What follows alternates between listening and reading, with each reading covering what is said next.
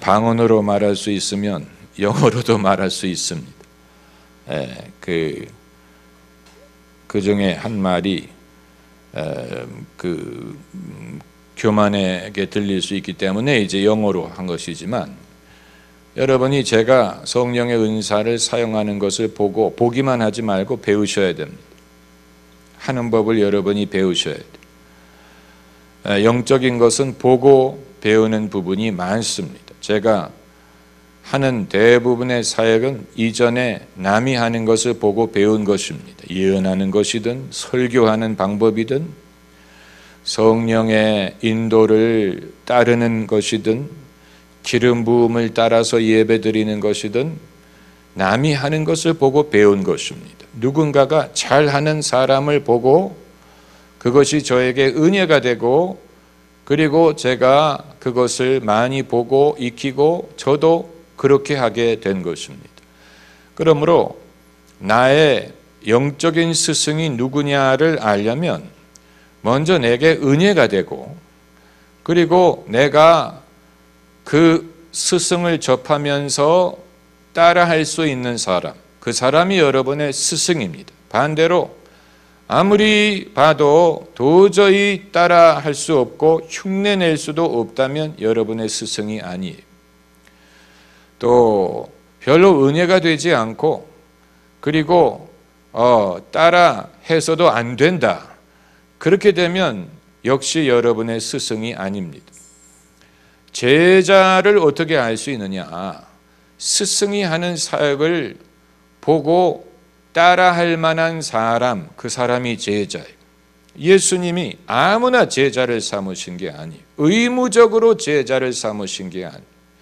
우리가 그것을 잘 이해를 못합니다. 의무적으로 아무나 제자화를 해야 된다고 생각을 하는 듯한데, 예수께서 12 제자를 임명하시기 전에 밤이 맞도록 기도를 하시고, 그리고 12명을 부르셔서 당신과 함께 있게도 하시고, 그리고 나가서 복음을 전하게 하셨습니다.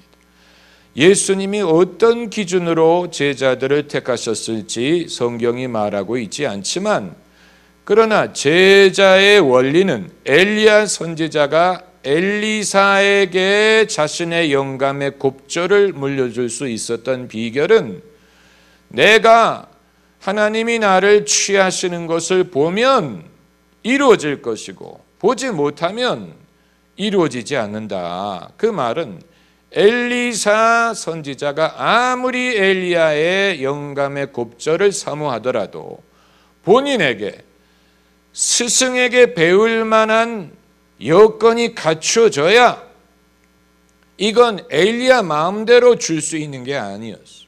엘리야가 그래 내가 너에게 줄게 라고 할 수 있는 게 아니고, 엘리사에게 엘리야의 영감과 사역을 이어받을 만한 여건이 있어야 이루어지는 것이지 아무나 원한다고 되는 게 아니었다는 것입니다. 그러니까 제자 훈련은 스승 마음대로 되리라는 보장도 없어요. 엘리야가 그렇게 위대한 선지자인데도 불구하고 엘리사가 과연 자신의 사역을 이어받아서 그와 같은 일을 하게 될지 못하게 될지 하는 것은 엘리야도 자신할 수 있는 건 아니고, 이제 그가 올라가면서 나를 취하시는 것은 내가 보면 그대로 될 것이고, 그렇지 않으면 나는 상관이 없다. 아주 쿨한 방법으로 제자를 키운 것이죠. 그러니까 엘리사 선지자의 마음속에 자기 스승 엘리야의 영감의 곱절을 사모하는 마음을 가진 것도 하나님이 주신 마음. 하나님이 그런 마음을 주시지 않았다면 엘리사가 인생은 짧고 할 일은 많은데 뭐 굳이 엘리야 같은 괴팍한 사람을 스승으로 삼아서 일평생 그를 쫓으면서 그가 일하던 일을 다 팽개치고 밭을 갈다가 엘리야가 부르니까 자기가 그 쓰던 이 밭 가는 기구를 땔감으로 쓰고 밭을 갈던 소를 잡아서 번제로 바치고 그리고 엘리야를 쫓았으니 얼마나 화끈하게 쫓은 것입니까? 일생을 엘리야 스승을 위해 헌신한 것입니다. 인생을 다 바친 거예요. 그러나 엘리야가 떠나갈 때 엘리사가 과연 그 영감을 받게 될지 하는 것은 아무도 장담할 수 있는 것이 아니었고, 다만 엘리사의 마음속에 그런 소원을 주셨다는 사실이 주님의 부르심이 엘리사 선지자에게 있었음을 짐작하게 하는 부분입니다. 거기에 대해서 오늘 설교할 것은 아닙니다만은 그 열왕기 하이지요. 열왕기 하에 하나님이 엘리야 선지자를 이제 취하기 위해서 여러 곳으로 데리고 가시지 않습니까? 뭐 길갈로 갔다가 어디로 갔다가. 그런데 엘리야가 자기의 입었던 겉옷을 벗어서 강물을 치매 강물이 갈라졌어요. 그래서 갈라진 강물 틈으로 강물 건너가는데 나머지 선지자 무리는 강 건너편에 있었다고 했습니다. 그러니까 여기서 선지자라 함은 엘리야와 엘리사 이외에도 주님을 섬기기 위해 헌신한 사람들이 많이 있었다는 얘기예요. 마치 예수님 주변에 제자들이 많이 있었던 것처럼 그 사람들을 선지자들이라고 불렀어요. 그들도 선지자들이었어요. 선지자의 무리가 있었어요. 그러나 엘리야를 쫓아 강을 건넌 사람은 엘리사밖에 없었죠. 그러니까 건너편에 있던 선지자들은 구경꾼이고 하나님이 하시는 일에 참여하지 못하고 구경만 하고 짐작만 하는 사람들이었어요. 하나님이 엘리야를 어느 높은 산에 데리고 가셨나 보다, 이런 말을 한 사람들이 선지자들이었어요. 그러니까 하나님이 어떤 일을 하시는지를 도무지 알지 못했다는 얘기예요. 선지자들이었음에도 불구하고 그러니까 여러분, 참으로 제자를 키우는 일은 쉬운 일이 아니에요. 제자를 키우는 일. 하나님께서는 이전에 교회의 영광을 이후에도 지속하게 해주는 책임을 지시지는 않았어요. 무슨 말이냐면 어느 유수한 교회가 있었다고 했을 때 그 유수한 교회에 헌신된 종이 주님을 열심히 섬기다가 이제 세상을 떠나든 은퇴를 하게 됐을 때 성도들은 우리 교회가, 우리 대교회가 이후에도 그 영광을 이어가야 되지 않겠느냐라고 당연히 생각하고 그것을 염려하겠지만 하나님의 입장에서는 그렇게 해줘야 될 의무가 있는 건 아니에요. 왜냐하면 하나님에게는 그 이외에도 다른 많은 교회와 많은 종들이 있기 때문에 특별히 어느 한 교회가 명성을 유지하도록 도와줘야 될 의무가 있는 건 아니에요. 그렇게 생각하는 것은 그 교인들 뿐이죠. 주님은 얼마든지 당신이 원하는 사람에게 기름을 부으셔서 얼마든지 당신이 원하는 일을 하게 하실 수 있습니다. 그것이 반드시 한 교회만을 통해서 이어져야 되는 건 아니에요. 반드시 한 교단만을 통해서 이어져야 되는 것도 아니에요. 많은 성도들이 저지르는 실수가 그것입니다. 자기가 속했던 교단, 자기가 속했던 교회, 자기가 속했던 선교단체, 운동, 거기에서 은혜를 받고 거기에서 신앙이 성장하고 거기에 몸을 담았었기 때문에 이제 대대손손 이어져야 되지 않느냐 당연하게 생각하고 그것을 위해 하나님께 간구하겠지만, 그러나 하나님은 그때에 그 사람을 통해 역사하셨던 것이지 반드시 그 전통이나 그 단체를 이후에도 똑같이 지속하게 해줘야 되는 의무가 있는 것은 아니고, 하나님은 늘 성령이 바람처럼 역사하시기 때문에 누구든지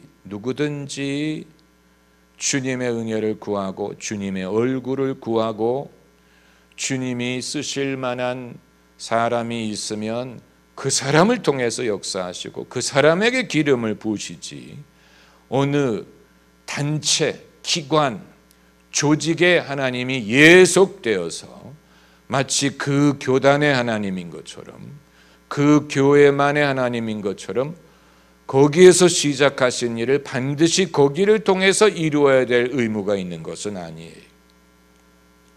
그것을 알면 하나님이 너무 냉정하지 않습니까? 이렇게 생각할 수 있지만, 그러나 그건 하나님의 냉정함이 아니고 하나님은 바쁘신 분이고 바쁘게 움직이고 번개처럼 지나가는 하나님, 번개처럼 지나가는 청춘이, 번개처럼 지나가시는 분. 우리가 그렇기 때문에 서둘러서 따라야지. 하나님이 나를 따라주시기를 기대할 수 없어. 서둘러서 주님을 쫓아야 돼. 주님이 역사하실 때 서둘러서 쫓아야 돼. 그리고 그때마다 주님이 이루고자 하시는 것이 무엇인지를 알고 그것을 배우고 그것을 받고 그것을 누리고, 그리고 이제 그것이 마감된 후에는 이제 주께서 어떤 일을 하실까를 다시 날씨를 분별하듯이, 천기를 분별하듯이 그것을 찾는 그런 지혜가 필요한 것입니다. 마치 동방 박사들이 별을 보고 메시아의 탄생을 알 수 있었던 것처럼, 이제 하나님이 어떤 일을 마감하시고 새로운 일을 행하신다면 우리가 그것을 분별하고 남들의 말을 듣기보다는 우리가 기울이고 기도하고 또 지혜를 얻고 공부하고 이 모든 것을 통해서, 왜냐하면 한 시절이 지나가면 그 시절에 대한 노스탈지아, 그리운 마음이 사람에게 있을 수는 있지만 하나님은 그리운 마음에 의해서 움직이시는 하나님이 아니에요. 무슨 목사님 무슨 말씀을 하시는 것입니까? 사람이 한때 부흥했던 교회에 소속이 되었다든가 어떤 부흥했던 선교단체에 몸을 담았다든가 그런 사람들은 그 시대가 지나가면 거기에 대한 그리운 마음을 갖죠. 그때 우리가 은혜를 많이 받았고 그때 참 뜨거웠고 그때 참 좋았고 그때 참 좋은 형제 자매들이 있었고 그때가 그립고 그것이 되풀이되면 좋겠다라고 생각을 하지만, 그러나 하나님이 뜻이 있어서 한때 역사를 하신 것이고, 그리고 이제 하나님은 그것을 되풀이해 줘야 될 의무가 있는 게 아니기 때문에 하나님은 또 다른 일을 계획하실 수 있고, 이제는 다른 곳에서 다른 상황에서 다른 여건에서 또 다른 배경을 가진 사람들을 모아서 그들이 이제 또 하나님의 새롭게 하시는 일을 경험하게 하시고 당신의 영역을 넓혀가게 하시는 것이지, 사람이 그리워하는 마음을 쫓아서 하나님이 그래 내가 그리워다 하던 것을 내가 다시 재현해 주마 라고 하시는 분이 아니라는 얘기. 무슨 말인지 아시겠지요? 그렇기 때문에 사람은 신앙생활을 하는 평생 동안에 한 교회, 한 단체, 한 목회자, 한 스승 밑에서만 살 수 있는 사람은 아무도 없고, 일찍 세상을 떠난다면 가능합니다. 그러나 그게 아니라면 사람은 신앙생활을 하는 동안에 여러 교회를 거쳐갈 수 있고 여러 스승 밑에서 배울 수 있고 또 여러 경험을 할 수 있습니다. 한 가지만 있는 것이 아니에요. 사도 바울이 예루살렘에서만 복음을 전한 게 아니고 안디옥에서만 가르친 게 아니고 계속 옮겨 다녔죠. 하나님이 하시는 일을 쫓아서, 성령의 인도를 쫓아서, 그리고 바울과 함께 일했던 사람들이 늘 똑같은 사람들이 아니었죠. 바뀌었죠. 처음에는 바나바, 또 마가라 불리는 요한, 그러다가 요한이 떠나가고, 그리고 그래서 실라를 데리고 가고, 바나바와 바울이 서로 다투어서 둘이 헤어지고, 바울은 실라를 데리고 갔다가 디모데 같이 일하는 사람들이 늘 바뀌지 않았습니까? 아굴라, 브리스가 새로운, 그러니까 늘 똑같은 사람, 늘 똑같은 메뉴, 똑같은 일을 되풀이한 것이 아니었다는 얘기.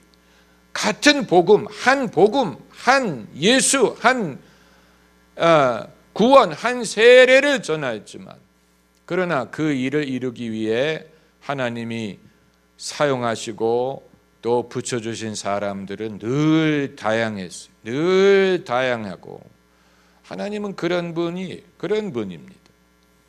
여러분은 그동안 신앙생활을 하시면서 어떤 교회들을 거치셨습니까? 교회를 많이 거친 게 자랑이 아니고, 어떤 경우에는 가급적이면 그렇게 하지 않는 것이 낫겠지만, 그러나 살다 보면 저도 지금까지 몇 개의 교회를 거쳤는지, 얼마나 많은 교회를 거쳤는지 몰라요. 한국에 살 때 다니던 교회가 있었지요. 저기 답심리에 있는 신흥교회라고, 그 교회 주일학교를 다녔었지요.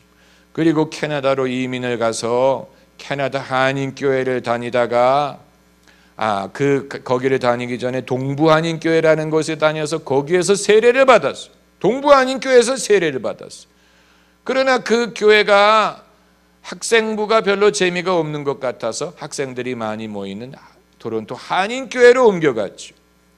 거기에서 저희 아버님이 장로님이 되셨어요. 그리고 미국으로 건너가서 처음에 대학교에 채플을 다녔죠. 대학교 채플. 그런데 다녀보니까 별로 은혜가 되지 않아요. 목사님이 늘 무슨 핵전쟁에 대해서는 얘기하고, 무슨 석유 소비를 줄이기 위해서 덧문을 닫으라느니 이런 말씀만 하셔서, 그래서 이제 캠퍼스 밖에 있는 미국인 독립교회를 다니기 시작했죠. 그 교회에서 제가 방언을 받고 성령 세례를 받은 거예요. 그 교회에서 성령의 은사 쓰는 법을 배우게 된 거예요. 그리고 대학을 졸업해서 이제 뉴욕에 대학원에 가게 됐는데, 처음에는 뉴욕에 있는 한인교회를 다녔어요. 뉴욕 114가에 있는 뉴욕 한인교회, 역사가 깊은 교회. 뉴욕에 있는 인테리들이 많이 오는 교회, 얼마나 친구들이 많고 사귈 사람들이 많은지, 얼마나 즐거운 교회 생활이었는지 몰라요. 그러나 주님이 저를 주의 종으로 부르신 후에는 제가 그 교회에서는 더 이상 훈련을 받을 수가 없다고 생각을 해서 하나님이 저를 저쪽 롱아일랜드에 있는 교회로 인도를 하셨어요. 뉴욕에서 롱아일랜드까지 가려면 기차를 2번 갈아타야 돼, 주일 아침에. 그 교회를 다녔어요. 그 교회에서 찬양의 은사를 제가 받고, 그리고 이 성도들을 위해 기도하고, 병자를 위해 기도하고, 셀 모임과 찬양 인도하는 것과 이런 것을 배우게 됐고, 그리고 이제 신학교를 가게 되면서 신학교에 가서 전도사로 섬기기 위해서 이 교회를 갈까 저 교회를 갈까, LA에서 제일 유수하다는 무슨 영락교회를 갈까, 동양선교교회를 갈까, 토렌스 한인교회를 갈까, 벨리에 한인교회를 갈까 하다가 LA 코리아타운에 있는 등대 한인교회를 가고 거기서 전도사가 됐습니다. 그 교회는 장로교회가 아니었어요. 성결교 목사님이 하시는 교회였어요. 거기에서 이제 섬긴. 그리고 신학교를 졸업하고 그 교회에서 나가라고 그래서, 왜냐하면 전임 자리가 없다고. 그래서 한국에 온 거예요. 한국에 명성교회 인턴으로 오게 된 거예요. 그게 제가 한국과 인연을 맺게 된 계기. 그 일이 있었으니까 제가 여기 있는 것이지. 만약에 그때 누가 저보고 당신은 앞으로 한국에서 목회할 거예요, 그러면 정신 나갔다고 말했을 것입니다. 그래서 명성교회가 인연을 맺게 되고, 그리고 목사 안수를 받기 위해 토론토의 영광교회를 갔어. 거기 1년을 있다가 다시 한국에 나왔어. 그러니까 참 기구한 운명이지요. 기구한 운명. 정말 많은 곳을 다니면서 나의 설 곳은 어딘가를 찾기 위해 다시 한국에 나온 것이 계기가 돼서 소망교회 부목사로 가게 된, 소망교회에서 결혼을 하고 저희 아이를 낳고 많은 경험을 쌓고 설교자로서 목회자로서의 역량을 소망교회에서 키운 것이죠. 설교 훈련을 제대로 한 교회가 소망교회였어요. 7년이나 있었으니까. 그리고 이 위대한 기쁜 소식 교회를 개척하게 된 것입니다. 주후 2000년 5월에 5월, 얼마나 많은 과정을 겪은 것입니까? 그런데 그 중에 허비된 것이 하나도 없었어요. 어느 한 경험도 허비된 게 아니었어요. 어느 교회도 거기 괜히 갔어 이런 게 아니고 다 거기서 제가 배울 게 있었고, 또 거기에서 받은 은혜가 있고, 그 모든 것이 있었기 때문에 여기까지 올 수 있었는데, 그렇게 했는데도 불구하고 요 정도밖에 못 됐으니 정말 주님이 쓰시는 종이 되려면 얼마나 힘든다는 얘기, 얼마나 많은 과정을 겪고 훈련을 겪어야지 그게 된다는 얘기입니까? 그냥 거저 되는 게 아니에요.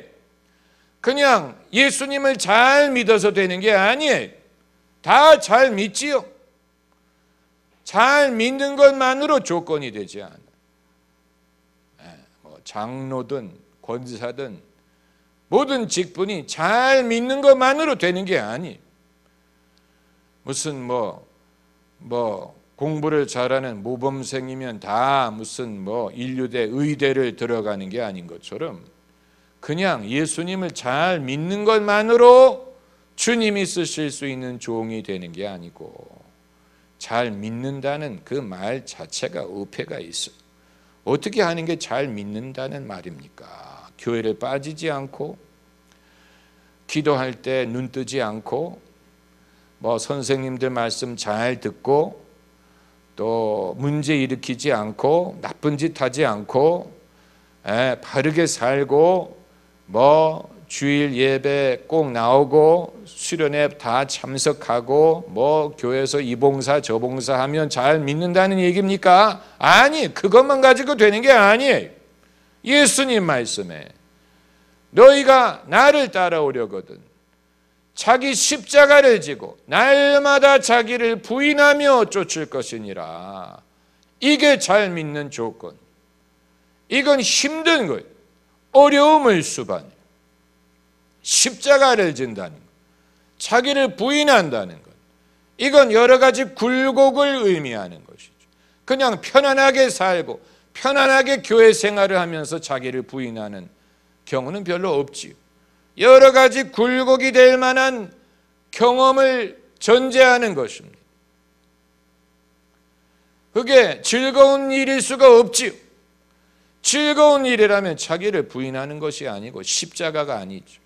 힘든 일이니까 십자가라고 부르는, 힘든 일, 초이스가 있다면 사절할 만한 일, 초이스가 없으니까 이제 감당하는 것이지요. 주님이 당신이 쓰시는 사람을 만들기 위해서 이렇게 하십니다. 성경에 등장하는 모든 사람들이 다 아브라함, 요셉, 야곱, 다윗, 모세, 엘리야, 룻, 그리고 신약 성경에 나오는 인물들 보면 하나같이 파란만장한 삶을 살았지. 파란만장한 삶. 그 말은 파랗다는 얘기가 아니고 정말 뭐가 많았다는 얘기에 많은 일들을 겪었어. 그게 필요했기 때문에 그 사람들이 주님 앞에 바로 서는 종이 되기 위해서 그 모든 과정이 필요했어요. 만일 다윗이 골리앗과 싸워 이기고 나서 곧바로 왕이 됐다면 다윗은 그야말로 기고만장하고 하늘 아래 자기만 높은 줄 알고 누가 속상한 일을 하면 물매부터 던졌을 거예요. 네? 툭하면 물맷돌 던지는 게 습관이 됐어요. 왜냐하면 그렇게 해서 영웅이 됐으니까. 누가 속색이면 또 물매를 가져와서 돌멩이 던지는 건 잘하니까. 그러나 그걸로 왕이 될 수 있는 게 아니에요. 다윗의 평생에 물맷돌을 던진 경우는 딱 한 번이. 그리고 더 이상 물매 던질 일 없었어요. 그렇게 잘 던지는 사람인데 계속 던지게 하지. 계속 좀 던지게 하지. 한 번, 딱 한 번. 다윗의 입장에서도 왜 나한테 내가 잘하는 것 좀 시키지? 왜 힘든 일만 시킬까? 물매 던지는, 나라를 다스리는 일이 물매 던지는 일 같다면 누워서 떡 먹기였을 텐데. 그러나 하나님의 마음에 합한 임금이 되는 것은 어려운 일이었어요. 다윗이 그러한 다윗을 하나님의 마음에 합한 자, a man after God's heart, 아주 그 하나님이 주실 수 있는 칭찬 중에 제일 큰 칭찬 중에 하나, 하나님이 주실 수 있는 칭찬 중에 하나님의 마음에 합한 자. 또 다른 칭찬이 있었죠. 모세에게 주신 칭찬, 하나님의 but friend of God. 그건 대단한 칭찬이. 누가 감히 하나님의 벗이 될 수 있다는 말입니까? 그러나 그런 칭찬을 받는 사람들이 있었어요. 하나님의 벗, 그리고 하나님의 마음에 합한 자. 그리고 이제 신약 성경에 들어가면 사람들이 받을 수 있는 최고의 칭찬이 무엇이었을까? 사도 바울이 자기를 일컬어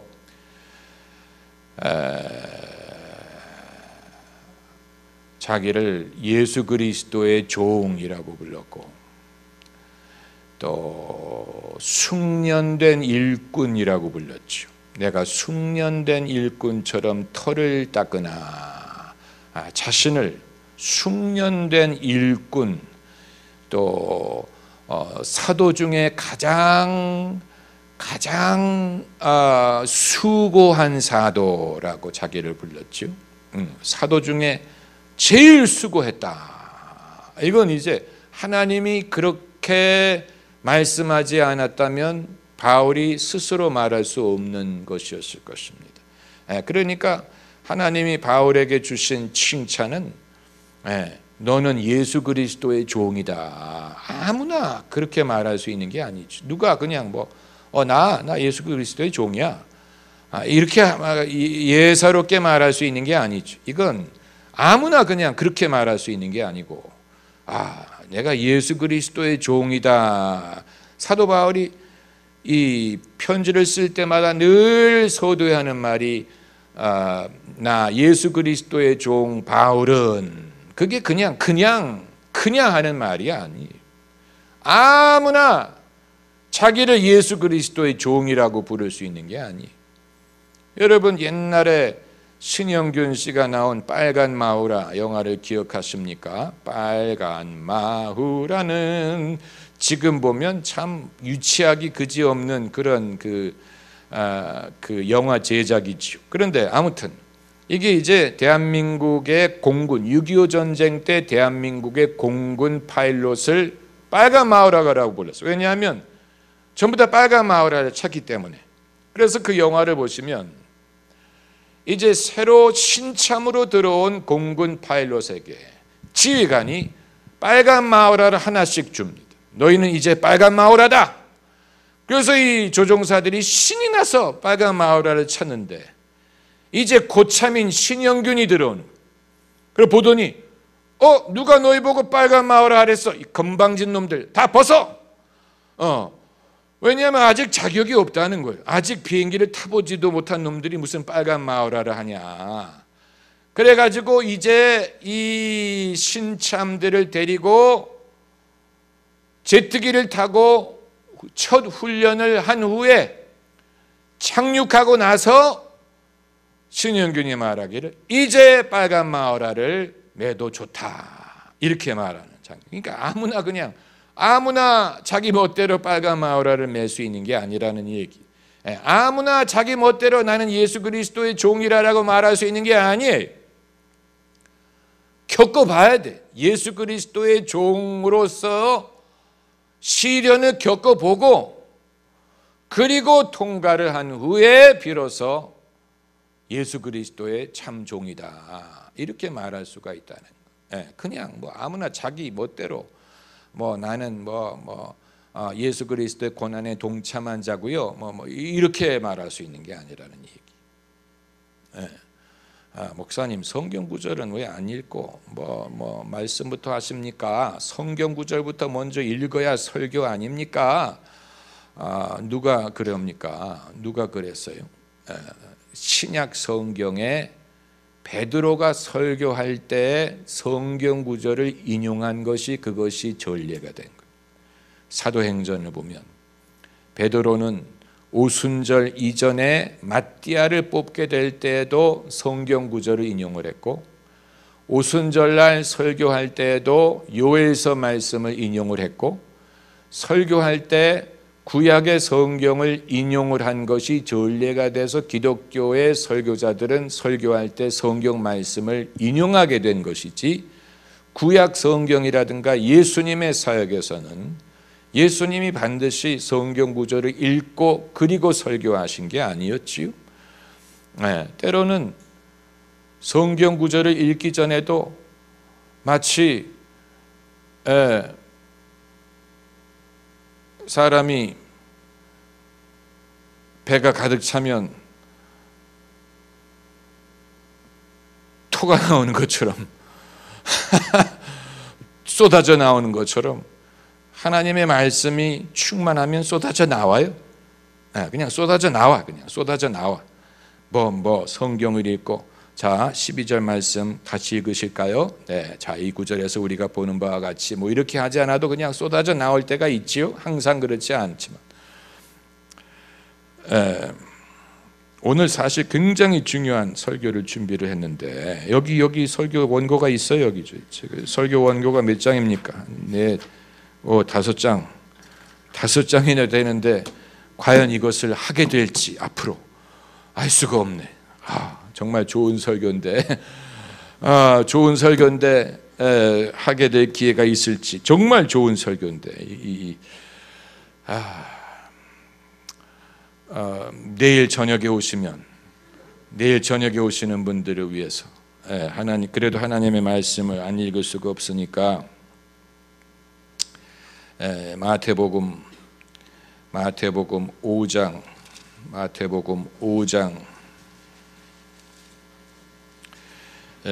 4장 11절 말씀을 보십시다. 4장 11절. 이에 마귀는 예수를 떠나고 천사들이 나와서 수종드니라. 이게 영적인 싸움을 겪는 사람에게 일어나는 일이. 영적인 싸움을 겪을 때 괴로워요. 왜냐하면 마귀가 괴롭히는, 마귀가 시험을 하고 참소를 하고 조롱을 하고 마귀가 그렇게 할 때가 있어요. 이건 주님을 섬기려는 사람이 불가피하게 겪을 수밖에 없는 일입니다. 때로 가끔. 그런데 그때 낙심하면 안 돼요. 예수님이 마귀의 시험을 받으실 때 하나님의 말씀으로 그것을 물리쳤어요.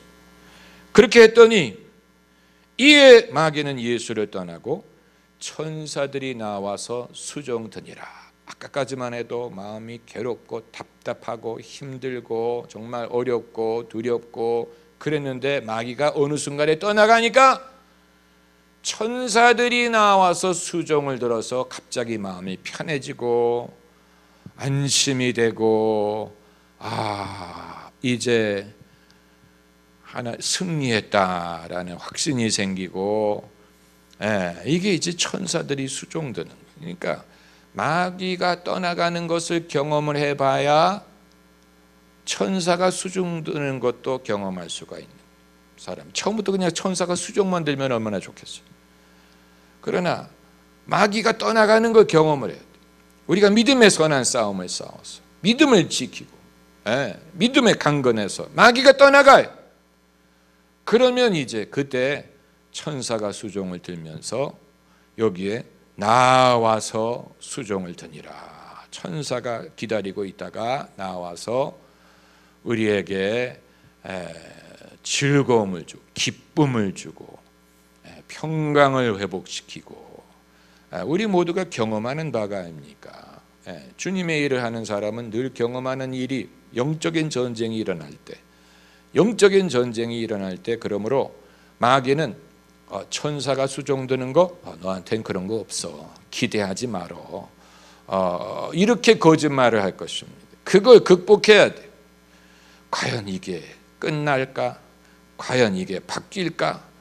과연 어떻게 될까? 그걸 느낄 수 없기 때문에 괴로운 것인데, 그걸 이기면 마귀가 떠나가는 순간이 와요. 마귀가 떠나갔다 그랬어요. 마귀는 예수를 떠나고 떠나가는 날이 와요. 떠나가는 순간이 오죠. 그리고 천사들이 나와서 수종을 드는, 예수님이 그렇게 승리하셨고 우리도 그렇게 승리합니다. 할렐루야. 기도하십시다.